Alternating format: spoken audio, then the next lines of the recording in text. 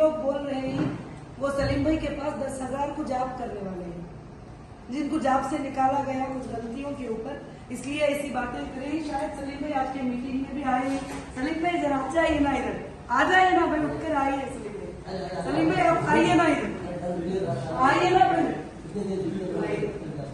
और जो भी लोगों ने सलीम भाई किधर, सलीम भाई कहाँ पे, वालेकुम सलाम। तो सलीम भाई को पूरा मुंबई जानता है, सलीम भाई को कोई नहीं जानता, ऐसे लोग नहीं है अल्हम्दुलिल्लाह, पूरा जो भी है। तो सलीम भाई की इसमें क्या कसूरी है, सलीम भाई की क्या गलती है इसमें? सलीम भाई भी हमारे एक स्टाफ, एक काम करने वाले, जानने वाले, पहचानने वाले, उसके अलावा कुछ भी नहीं है उनका इंशाल्लाह। और ये हंगामे जो यूट्यूब पे मचते हैं उसके बारे में ज्यादा सवालात मत करो।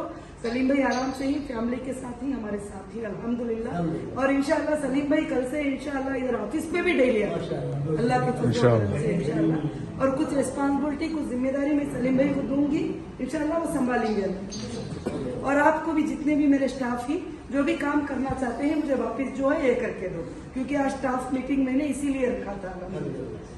जी जज़ाकल्लाह खैर, अस्सलाम वालेकुम।